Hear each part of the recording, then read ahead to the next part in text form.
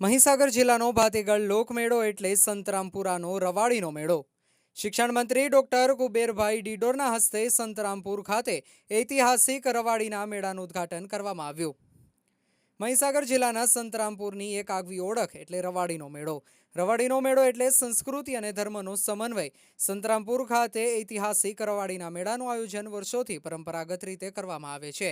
તેમ આ વર્ષે પણ આ મેળાનું આયોજન કરી કેબિનેટ કક્ષાના આદિજાતિ વિકાસ, પ્રાથમિક, માધ્યમિક અને પ્રૌઢ શિક્ષણ મંત્રી ડોક્ટર કુબેરભાઈ ડિંડોરના હસ્તે રિબિન કાપી ખુલ્લો મૂકવામાં આવ્યો હતો।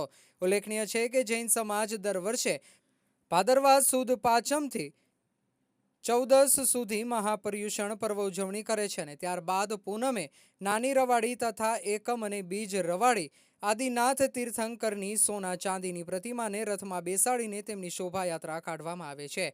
જૈન સમાજના લોકો દાંડિયા રાસની રમઝટ બોલાવે છે અને દિવસ રાત આ રથયાત્રા ફરે છે અને બીજા દિવસે આદિનાથ તીર્થંકરની સોના ચાંદીની પ્રતિમાને મંદિરમાં બિરાજમાન કરવામાં આવે છે।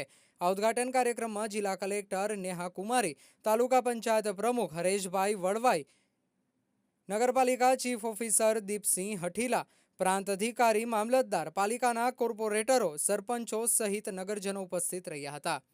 રિપોર્ટર નિમેશ શર્મા, મહીસાગર।